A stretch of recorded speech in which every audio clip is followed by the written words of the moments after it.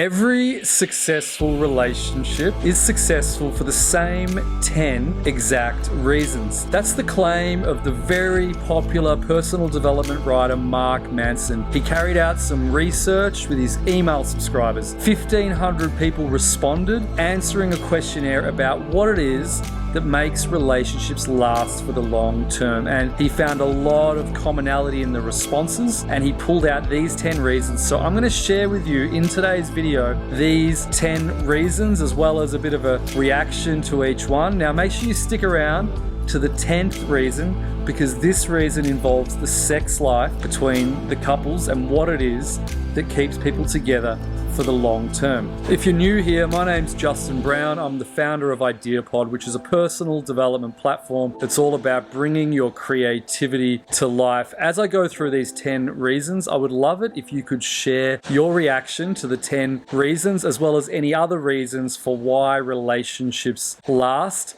What I'm going to do is take whatever you comment down below, and then I'm going to publish it on IdeaPod in our article where we've published these results by Mark Manson. But we want to make it bigger. We want to come up with more than 10 reasons. So please help me out by leaving a comment below. And if you're new here, subscribe to the channel so you can see when I publish new videos. So first, you need to be together for the right reasons. To explain what the right reasons are, I want to share some of the wrong reasons for being with someone. A wrong reason is because it's what your parents want you to do. Another wrong reason is that you're lonely on your own and you can't stand that loneliness. Another wrong reason is because of the image of how it looks when you're with that person, particularly if it makes you look good in Instagram photos. And another wrong reason is that you feel like love is what's going to solve your problems in life. Some of the right reasons for being with someone is when you have a genuine respect and admiration for the other person. Another right reason might be that you share values with that person, because values are the things that aren't really going to change over life. We might learn new things, we grow in different ways, but our values are largely fixed. I'm getting to reason 2 in just a moment, but I'm actually on my way out the door. I'm currently in KOH PHANGAN in Thailand, and I'm meeting my local tour guide, Chira, who's appeared in one of the earlier videos. You might have already seen her. She's taken me out kayaking to a nearby island. She's going to share some of her insights about relationships soon, which I can tell you is very interesting. And I want to take you along with me so you can experience some of this beautiful island from wherever it is that you're watching. The second key thing is that you bring the best out of your partner. Now, we all know that we want to live our own best life. We want to strive to achieve different things, to develop at a personal level. But in your previous relationships or your current relationship, do you bring the best out of your partner? And does your partner bring the best out of you? So the relationships that are going to last for the long term are those when we bring the best out of each other, we help each other to grow and to evolve. So a bit later in the video, I'm going to share a bit more about purpose in life. So I've come to a very different understanding of how to find your purpose. I've come to this understanding thanks to the teachings of the shaman Rudá Iandê, particularly in his masterclass on love and intimacy. There's a link in the description below. It's published on IdeaPod. It's an absolutely incredible, very deep and free masterclass. It goes for an hour and 45 minutes. Pretty soon I'm going to share a very unique way to understand your purpose in life as it relates to the relationships you have in your life. Before I get to the third point, I want to show you where we're going to kayak. You can see the island just beyond the pier there. If you look around, that's Koh Samui in the distance. We're gonna make it over to that island by kayak, and apparently there's a lake in the middle of that beautiful island, beautiful mountain. So by the time I get to the 10th reason, I'll be inside that lake. So make sure you stick around to see what it's like. Apparently it's just gonna be absolutely stunning.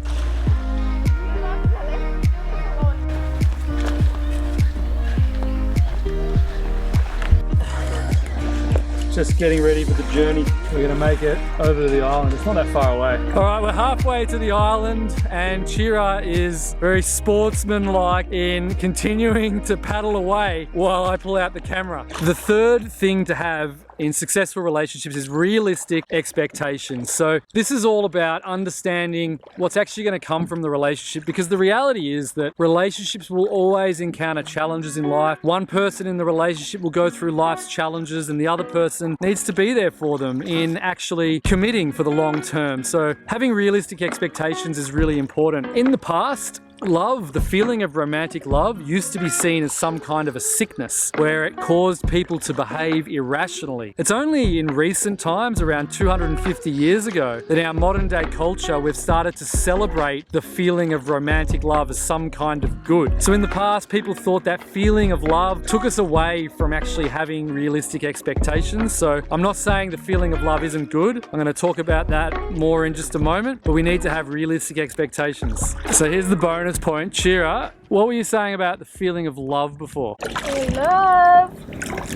What is love?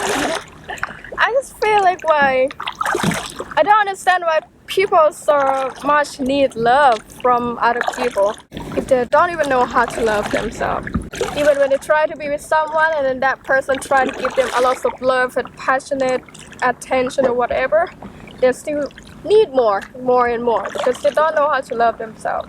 That's how I feel. Yeah, Chira was talking about it before, and I found it really interesting to think about if you feel like you need the feeling of love, like it's a really core thing in your life, it means that you're always probably looking for the feeling of love from other people. It probably means that you're not able to generate that feeling of love deep inside you. And on the flip side, when you're able to love yourself and generate the feeling of love deep inside, then you're a much more secure, strong person. You've got personal power. You can probably behave with authenticity. And most importantly, you're not such a needy person. And that's what Rudá Iandê, the shaman, teaches in our free masterclass on love and intimacy. It's incredibly deep, incredibly profound. Link in the description below.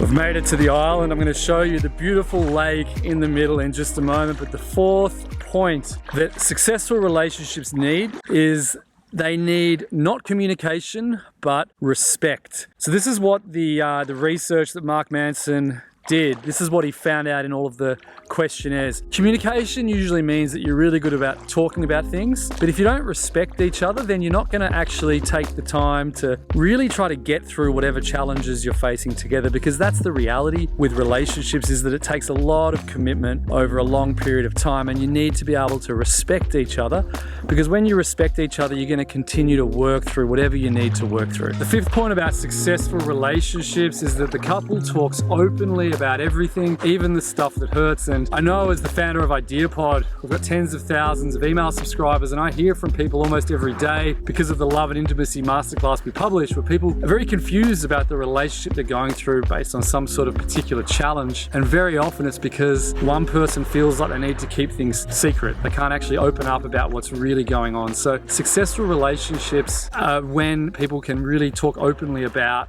the things that really matter. The sixth thing that successful relationships need is that the two people are very healthy and happy individuals on their own. Now, I remember in my own case, a long time in the past, there was a girl that I was chasing.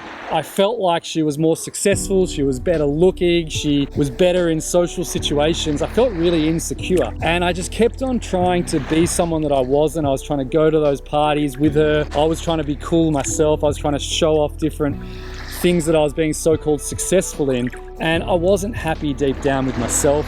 I wasn't able to show who I really was. I kept on trying to be someone that I wasn't. It ultimately led to real relationship failure. But that's what a successful relationship needs: two people to be secure in themselves, healthy and happy. The next point is that you're going to change and grow in your relationships, and you need to embrace it. So the things that stay the same are often your values, the things that you hold to be really important. It's often your standards, but the things that change are what we find to be important within those values. So we might have different experiences in life. We might want to change careers, change the place we live, a whole range of different things. And the reality is that two people together are always going to be individuals that are changing and growing. So you have to embrace that in a successful relationship. The next point is that you've got to get good at fighting. So a lot of people want to avoid conflict in relationships because they feel like it's the conflict that's the bad thing. But really, the successful relationships, the ones that last over time, it's not about not having conflict. It's about having a very easy way to get through conflict together. And to have that, you've got to be good at fighting. Most people, they're always looking for another half to feel complete. I feel it's not very so right about that, because if you're always looking for another half to fill you, to complete you, then when that one is not fit you, you still always have to keep looking for another half, right?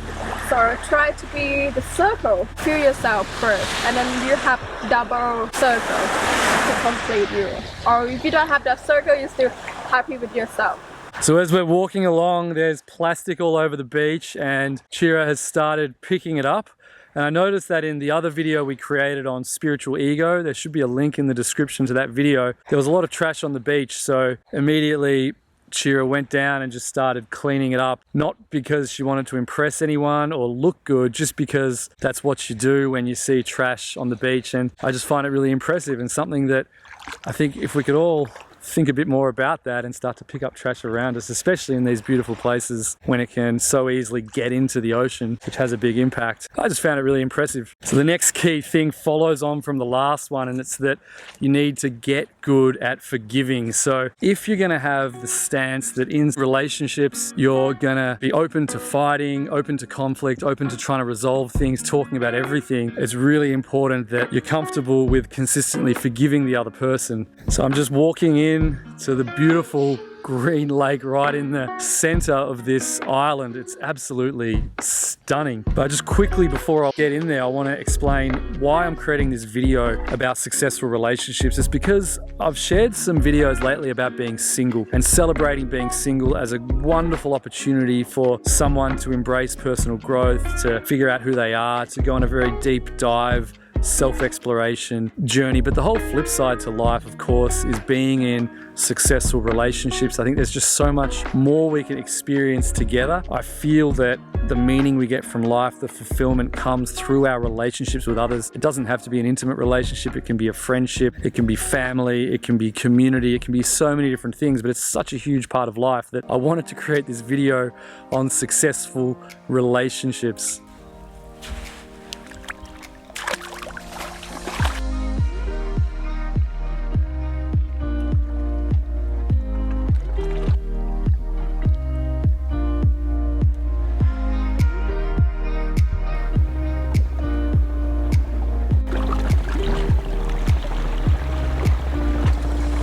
Well, I've made it into the beautiful blue lagoon in the center of this island. It is very stunning. Now, the 10th thing that successful relationships need is around your sex life. Now, it's not that you need to have lots of sex. That's not at all the point. It's important to recognize that we've all got different levels of sex drive, and we want to be aligned with our partner. Now, it could be around sex drive, but it also could be around sexual preferences. Now, it could be being open to different things with others, exploring things together, but it's having a similar disposition, a similar desire to try new things, or a similar desire to keep things pretty simple and stable, a similar regularity about how often to have sex. So that was the finding in Mark Manson's email blast and all of the research of 1,500 people that he did, was that the relationships that last the longest have very aligned sex lives around desires and being open to new things. Okay guys, thanks very much for watching this video to the end. I mentioned something about purpose before, so I took a different masterclass with Rudá Iandê on turning your frustrations to personal power, and it's all about how our purpose in life is actually about other people around us, about society, about the web of life, and there's a way to figure out your purpose based on things that have happened before. So I think it's a really important subject, purpose in life,